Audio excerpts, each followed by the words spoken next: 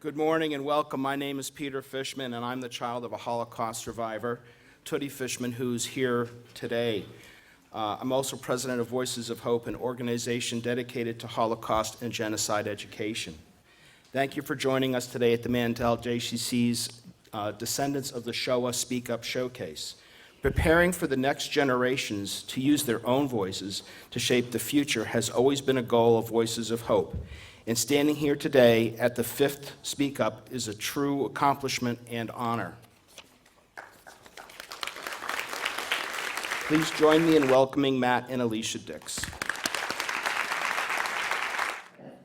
For the past 4 weeks, this incredible group of children and grandchildren of survivors has been working on finding and crafting their stories. They participated in a workshop that was led by Matt, who will also tell a story today about his experience with Voices of Hope. And they've been working on telling stories that include part, but not all, of their parent or grandparent stories, because the task of telling the entire thing is too daunting a job. And so they've been working on choosing pieces to embed in their own stories about their own experience. It's kind of like history embedded in personal narrative. So next up is actually Debbie Kleinman. Debbie is an active volunteer in the community and is currently serving as chair of the board at Hebrew Senior Care. She loves skiing, Pilates, and walking her Springer Spaniel, and gardening and traveling. Debbie's choice of who she'd want as her Jewish imaginary friend was super sweet. She said, "I would choose my grandfather, Bertold Lowenstein, who died in the Holocaust. My mother told me that he was well-respected, well-liked, and very active in their town. I would like to know that man, and I would like to hear stories about my mother when she was a child." That was a really lovely answer. Please welcome Debbie Kleinman.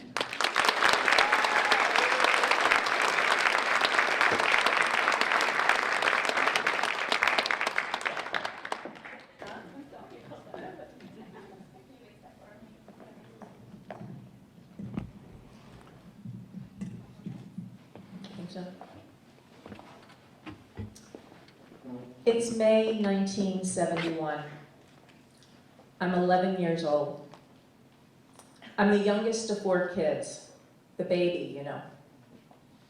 My parents both work full-time, so I'm pretty independent for a kid my age. That's probably why they let me travel alone on the train from Baltimore to Fort Lee, New Jersey to visit my sister. My sister's 12 years older than me and married. We have a great time together. Yes, you can have a good time in Fort Lee.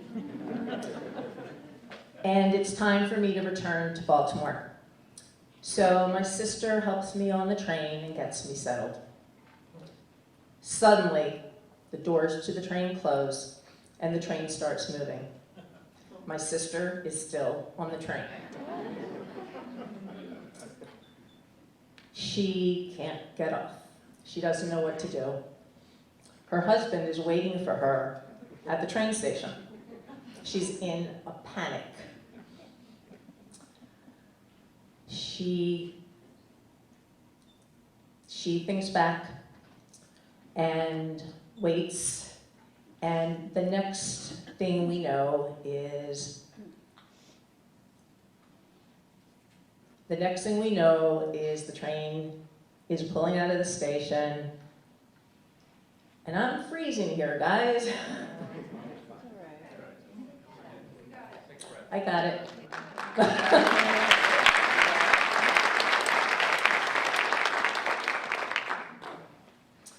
She doesn't know how to get in touch with her husband because there were no cell phones, no texting. I know it is hard to believe that there was a time that an 11-year-old child did not carry a cell phone. But there was a time, back in the 1930s, when my mother was a child. It's November 1938. My mother is standing in the window of their 3rd floor apartment in Bocholt, Germany. Small town on the Dutch border. She hears the sound of breaking glass from their apartment. That's where they were forced to move to when the Nazis stole her family business and their home. My mother looks out the window and she sees the terror unfolding on the street below. She sees the building across the street being destroyed. She sees the old crippled man in a wheelchair being beaten up by several Nazis. She sees smoke in the distance, only to learn the next day that the synagogue had been burnt down to the ground. She's confused and terrified. Her mother says, "Greta, get away from the window. They may see you." It's Kristallnacht, the night of broken glass. It was that night that her parents knew that life as they knew it would never be the same. It was that night that they knew they had to flee Germany. About a month later, my mother remembers being abruptly discharged from school. It was then that her uncle invited her to come stay with them in Paris, thinking that it was safer.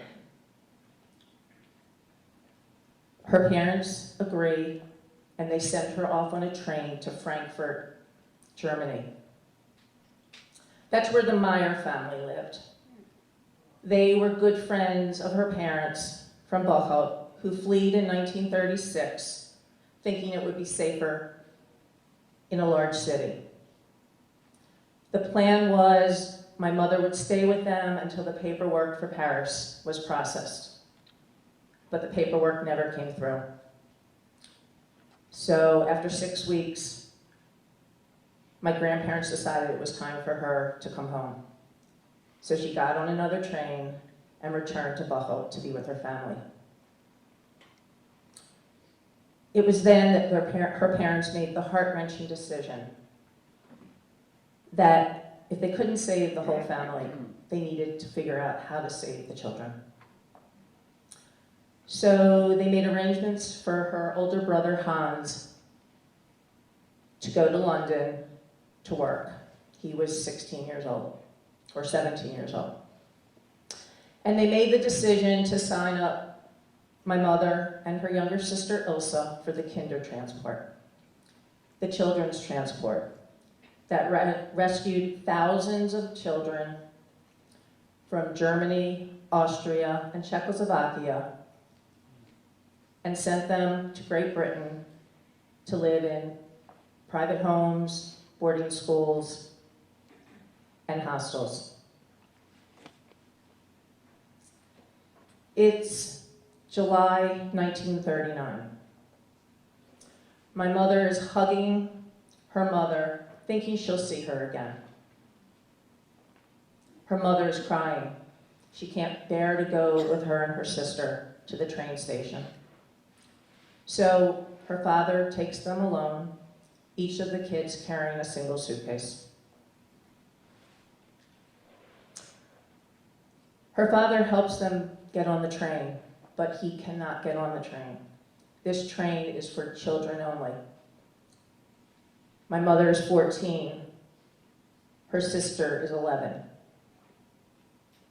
My mother leans out the window to wave goodbye to her father. She watches him. She watches his image get smaller and smaller until it fades into the distance. Ilsa is crying.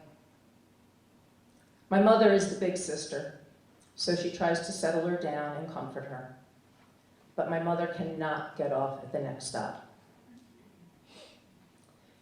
It's July 7th, 1939. Their train pulls into the station.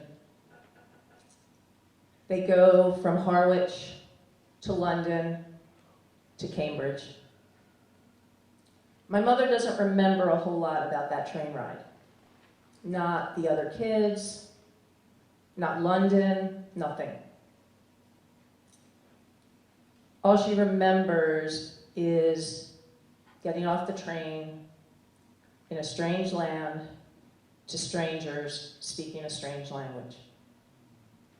My mother is placed at a home with a family. She shares a room with another refugee girl who was from Austria. Her younger sister, Ilsa, is placed at a boarding school. My mother does not understand why she was placed at a boarding school and not at the family with her. But at least Ilsa's school is nearby and she can visit her on weekends. But Ilsa is always crying. The kids tease her and make fun of her because she doesn't speak English.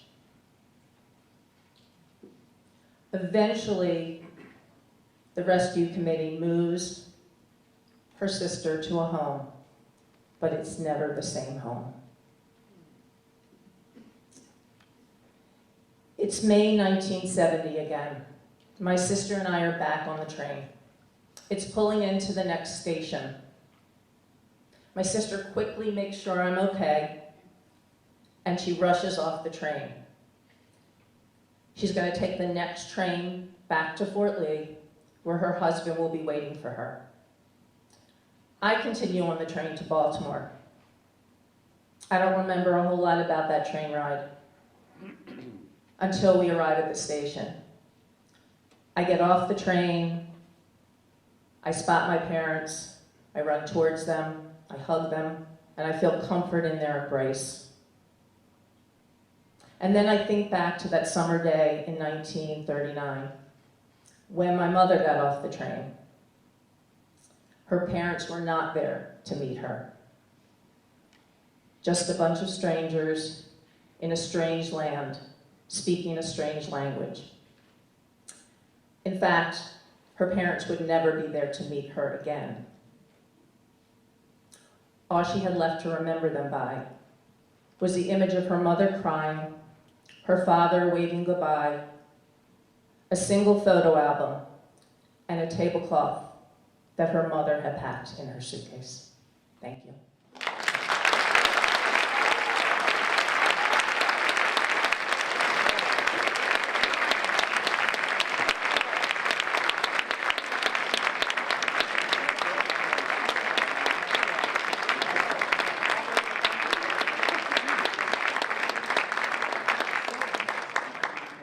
Great job, Debbie. That's a tough story to tell and to hear, but it's so important, and thank you. And you guys did a great job audiencing for Debbie. This is hard to do, you know, our storytellers don't come up here with notes, it's a different experience to read something. When you're telling it without notes, you're in that moment and there's more emotion and it's harder for sure. And so, you know, that sometimes happens, but you got through it and you guys did a great job. So good job to everybody. And thank you, Debbie. Also, you guys probably know that there is an exhibit outside about the Kindertransport, and Debbie's mom is in that exhibit. And is your aunt as well? Your mom. So we'll have to look for her. Greta, right? All right. Thank you so much.